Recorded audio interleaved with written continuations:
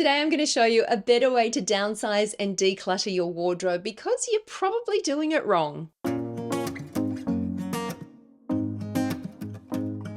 Hi, I'm Leonie and welcome to my channel. Today we are talking about reverse decluttering. It's also referred to as backwards decluttering, but it's a method of decluttering your closet that is very easy, it's fast, and it gets the job done. I've recently decluttered my closet with this method and I can hand on heart say that it is the easiest way to declutter your clothes. So if, like me, you struggle to part with some of your pieces and you would like to create a capsule wardrobe that makes getting dressed so much easier, then this video is for you. Now, first up, we need to start by working backwards, and that is the whole idea of reverse decluttering. So instead of looking at every piece and trying to decide which ones we're going to part with, we go about it the other way around and only focus on the absolute must-have pieces that we, without a doubt, are going to keep in our wardrobe. So things like your favorite jeans, your favorite sweatshirts, the pieces that you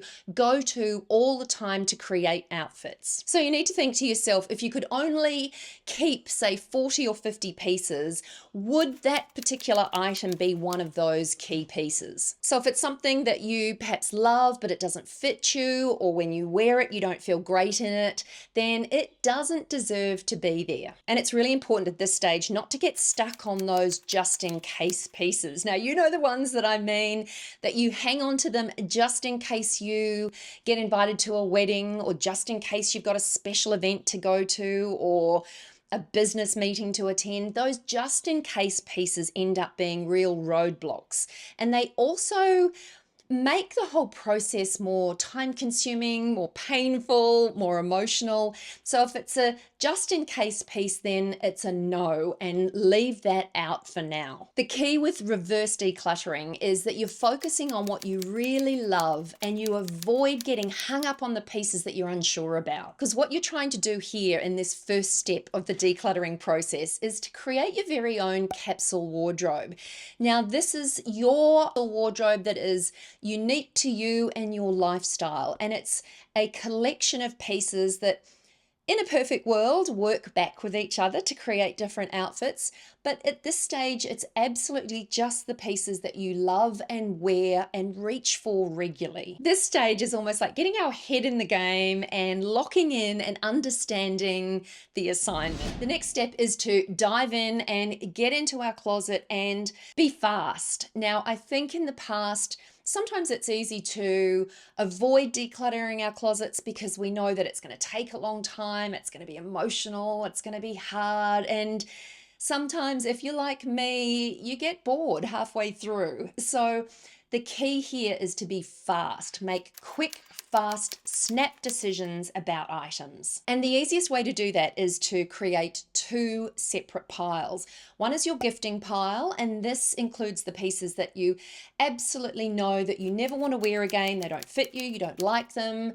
They're an easy piece to get rid of and gift. And the reason we're moving so fast with this part of the process is, one, to get the job done quickly, but two, to try and take the emotion out of the process. Often when it comes to parting with our clothes, it's really emotional. We've loved these clothes, we've worn them to certain events that bring back special memories, we've perhaps spent a whole lot of money on these pieces, and it all becomes really emotional and it makes it hard to let go of them. And at this part in the process, one of the questions that I find the easiest to help me with my decision making is I'll ask myself whether I would buy this exact piece right now.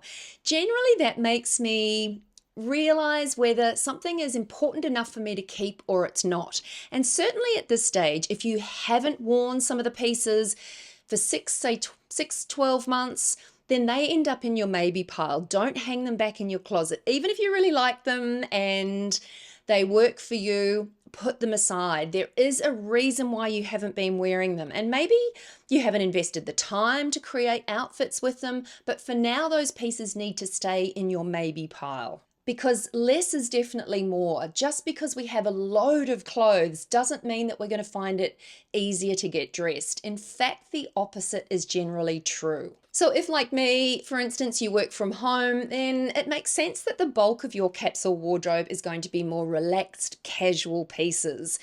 And that's what my wardrobe looks like. It took me a little while to work out that I don't need to be thinking about dressing for my fantasy self or dressing for the Leonie who used to work in an office, and that's just not my lifestyle. So some of those pieces that were hanging in my wardrobe that suited the old Leonie, and if I put them on now, they look great. I could wear them, but the reality is I don't. So they end up now in my maybe pile, and I get them out of the closet, and they are no longer able to cause that clutter. And now's probably a good time to talk about that maybe pile and what you need to do with it. Essentially, what I recommend, and certainly what I've done myself, is I've boxed up all of those maybe pieces. I also put the date on those bins or boxes, and then I put them aside. I'm lucky I have a room downstairs where I can store some of those pieces and some of those items that really aren't serving me for now, but it doesn't necessarily mean that they're not going to serve me at some point in the future. The key here is to make sure they are out of sight, because out of sight is out of mind. And what you can sometimes do is you will be left with a closet with a lot more space and a lot less pieces. And sometimes you can dive back into that maybe bin or box and grab some pieces that you feel that you need to create outfits with. You do have to be very careful that you're not regularly dipping in and just bringing pieces back for the sake of it. They have to be pieces that you are missing and that you actually need to create outfits. And the reason that this is arguably the most important part of this process is because having this maybe bin is the reason that you can quite quickly make decisions on pieces, because you know that you're not actually parting with them for good.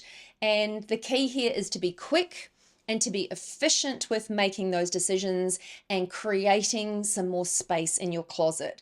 And generally speaking, in 6 to 12 months, when you go back to those bins, you can look at those pieces with fresh eyes. If you have genuinely missed some of those pieces, or you can see that you could work some of them into your existing capsule wardrobe, then maybe pick a few pieces and work them back in and see if in fact you do start wearing them. But generally speaking, time is a great way of taking the emotion out of letting go of these pieces. And certainly if you haven't missed them, you haven't needed them in the last 6-12 months, it's much, much easier and far less emotional to let go of those pieces. So essentially you're making that initial process much more streamlined, and certainly the letting go is much easier if there's a little bit of time between moving them out and then parting with them for good. And the third and last step in this process is merchandising your closet. Now, when you think about it, you start your day in your closet. You try and grab something to wear and put together an outfit. So if that space feels good and looks good and smells nice, then it's going to be a much easier and a nicer start to your day. And merchandising your closet is all about just making it work for you. So whatever system works best for you. I used to hang some of my t-shirts that I would wear regularly, and I've decided recently to fold them. I recently bought this huge IKEA chest of drawers, which has just been a game changer for me. I will actually link it below in case you're interested in it.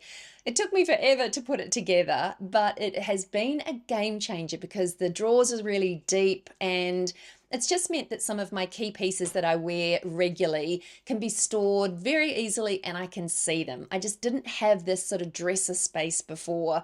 Now I've got plenty of space just to fold things and keep them neat and tidy in my drawers. So this also created some space in my closet. I was hanging my go-to t-shirts and now I fold them. And during this process, it's a really good time to make a note of any gaps that you may sort of see or uncover in your closet, whether it's Perhaps you need a few more layering pieces, or you don't have enough knitwear or sweaters or whatever it may be. Now you'll probably see a few little gaps that may have made it harder for you to create and sort of put together some cool outfits. What I suggest you do at this point is make a note of some of these gaps. And then when you next go clothes shopping, you can shop with intention. And I think that often that's what we don't do when we have a really cluttered closet and we feel like we've got nothing to wear. We make some bad decisions when we go shopping because we will see something that appeals to us and we'll buy it without generally thinking about how useful or how versatile a particular piece will be. When you've got less and you can see some glaring gaps in what you actually need to make your wardrobe work a little harder for you, you can shop with real intention. And then what I do suggest that you do is start wearing what you have in your closet, and maybe in a couple of weeks' time you'll realize that you really miss a particular cardigan or item and you've got it in your maybe pile.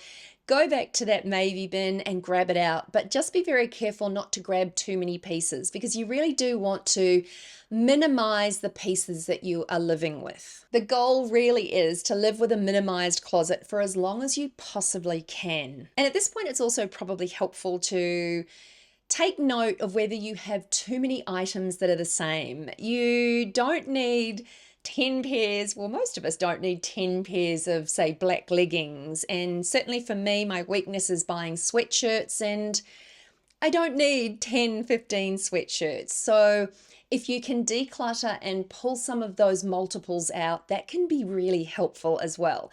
And don't feel emotional about it. They're going into your maybe pile, so it's not like you're saying goodbye forever.